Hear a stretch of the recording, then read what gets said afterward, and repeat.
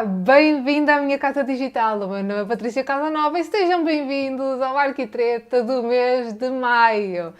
Ora, a palavrinha deste Arquitreta foi escolhida por vocês, não só aqui no YouTube, mas também nas redes sociais. Quem ganhou para este Arquitreta foi precisamente a palavra infiltrações. Já tinha sido falada noutras conversas, de outros diretos, e agora volta à baila, volta ao tema e foi a vencedora. A primeira coisa que eu quero esclarecer e clarificar é o que é isto das infiltrações. O que é isto quando temos problemas de infiltrações. Ora, infiltração é um processo, isto é um nome, uma palavra que é utilizada em várias áreas, não é só na construção, mas na construção acima de tudo, é um processo em que o líquido trespassa os interstícios da massa sólida.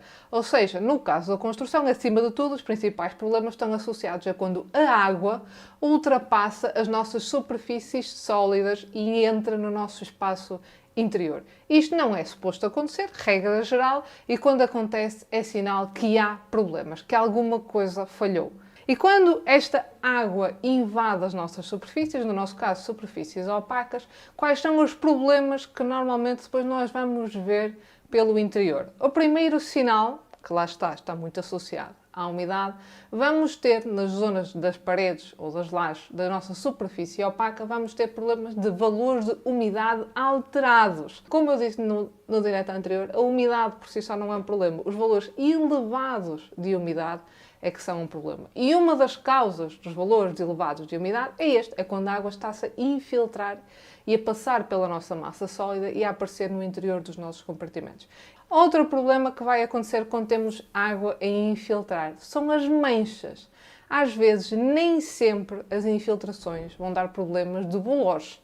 Às vezes aparecem assim ligeiras manchas amarelas. As manchinhas amarelas que muitas vezes se vê assim, acima de tudo nos tetos, são logo um dos primeiros sinais que há um problema de infiltrações e que a água está a entrar. Ainda em pequena quantidade, ainda numa quantidade muito pequenina, mas quando começamos a ver essas manchas amarelas é logo o sinal de alerta. Outro problema, o que é que isto origina? Vamos também aparecer aquilo que já falamos no direto anterior, que é os fungos ou bolores. E em última instância, no final, vai criar aquilo que é a deterioração dos nossos materiais. Vai estragar as nossas pinturas, vai estragar os nossos acabamentos interiores, etc. Onde é que estas infiltrações mais aparecem e mais dão sinais? Acima de tudo, primeiro ponto, telhados. Telhados é o ponto frágil e é o ponto fraco das casas para aparecer infiltrações. É muito comum as infiltrações começarem na zona dos telhados. A água passa a nossa superfície sólida, às vezes nos telhados não tão sólida quanto isso, e entra no nosso espaço interior.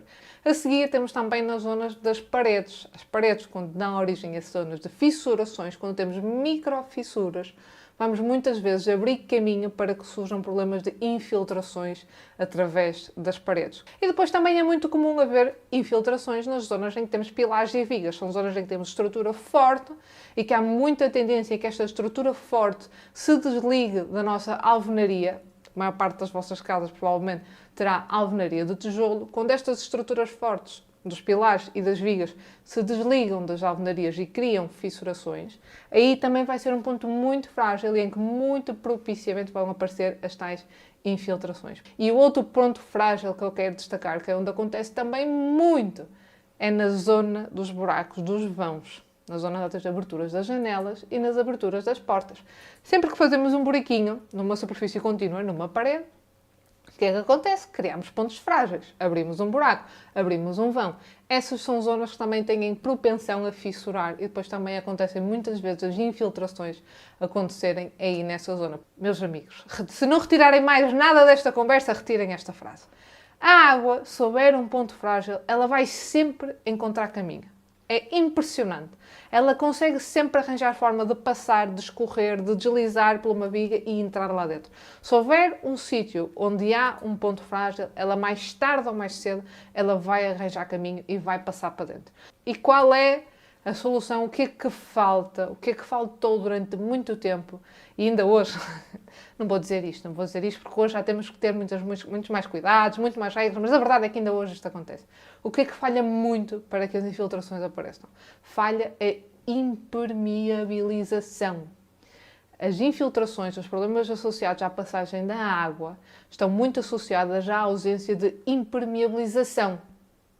Isto sim falha. Falha no sentido de não foram aplicadas telas, não foi feita a correta vedação dos elementos, não foi bem impermeabilizada, ou seja, a nossa caixa, a nossa envolvente opaca não foi bem fechada e não foi bem vedada. E basta haver uma falha nessa vedação que a água vai encontrar caminho e vai entrar. Acreditem.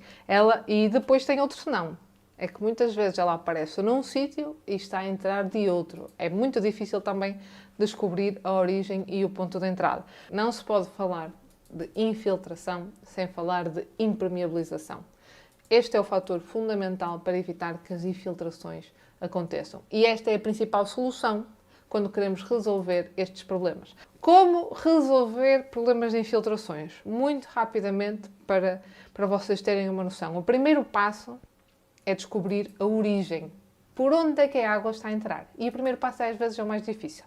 Às vezes acontece isto. A infiltração está a acontecer numa zona do telhado, a água entra por ali e depois, conforme a inclinação da nossa laje, por exemplo, do sótão, ela vai escorrendo, escorrendo, escorrendo e o problema aparece já na zona central da casa. E nós achamos que as manchas estão ali, que a nossa origem do problema está ali, naquela zona central, e afinal a infiltração está a acontecer 2, 3, 4, 5 metros ao lado. Segundo passo que temos que resolver depois de descobrirmos verdadeiramente a origem do problema é ir tratá-la e impermeabilizar pelo exterior. Primeiro temos sempre que resolver pelo exterior. Se a água está a entrar, normalmente, ela está a entrar do exterior para dentro da nossa casa. Existem situações diferentes, situações pontuais, principalmente quando temos propriedade horizontal, várias pessoas a viver umas sobre as outras, em que podemos ter problemas de infiltrações que estão a vir do nosso vizinho de cima. São situações diferentes. Vamos focar aqui nas casas e vamos focar na situação padrão. Regra geral, na situação da casa, por regra, o problema da infiltração começa no exterior. Ou seja, há qualquer coisa na vedação exterior que está a falhar e está a permitir essa passagem. Por isso, o segundo passo é ir lá e tratar desse problema. É impermeabilizar e fechar essa passagem e esse ponto frágil. Já descobrimos a origem. Já fomos lá fora e já impermeabilizamos. Trocamos as nossas telhas, metemos uma tela, tratamos a fissura, já tratamos pelo exterior. Qual é o próximo passo? Vou surpreender todos. Vou surpreender todos os espectadores que ainda estão aí, porque ninguém estava à espera desta, de certeza. O terceiro passo que nós temos que fazer é baixar os níveis de umidade pelo interior.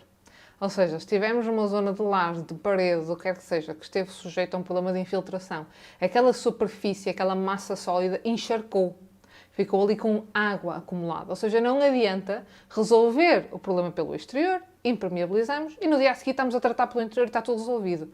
Não. É preciso que aquela superfície perca a água que foi absorvendo ao longo do tempo e é preciso baixar os níveis de umidade na superfície que estará provavelmente encharcada. É muito importante baixar os níveis de umidade para depois a superfície ir trabalhando ao longo do tempo. Os materiais vão empolar, vão ganhar bolha, vão descascar, vão secar, vão gretar. Às vezes pode nem descascar, pode só gretar as tintas e elas não caem. Depois, quando efetivamente esses valores de umidade normalizam, esses fenómenos vão acontecer. E aí sim, vamos lá, retiramos todo o material danificado, todo aquele que der sinal que se danificou. Tirar as tintas, tirar o papel de parede, tirar a madeira que esteve sujeita à água e só no fim, depois de tirar os materiais danificados, é que podemos fazer o quinto passo e o último, que para muitas vezes para as pessoas é o primeiro, mas normalmente é o quinto, que é repor e substituir por novos materiais. Voltamos a pintar, voltamos a aplicar um papel de parede, voltamos a pôr a madeira pelo interior, voltamos a pôr os materiais novos. Mas esse é o quinto e último passo. Primeiro, descobrir a origem. Segundo, impermeabilizar e tratar pelo exterior. Terceiro, baixar os níveis de umidade do elemento sólido e pô-los dentro daquilo que será o normal. Depois, retirar o material danificado e que deu sinais de estar estragado por ter estado sujeito àquele efeito de água. E só no fim é que vamos repor e pôr material novo. Por isso, estes passos devem ser respeitados para resolvermos verdadeiramente os nossos problemas de infiltrações nos nossos espaços. Tudo isto só é visível, lá está, quando temos estruturas de estruturas sólidas que estão à vista. Depois, quando trabalhamos com um teto falso, com a parede falsa, com gesso cartonado, etc., com caixas de ar, lá de rocha, etc., tudo isto depois complica um bocadinho, porque muitos destes problemas das infiltrações continuam a acontecer, só que nós não nos vamos ver no imediato. Não nos vamos aperceber logo à primeira vista. Não vai dar o tal primeiro sinal da manchinha, que depois se transforma num bolor, que depois vai começar a alastrar.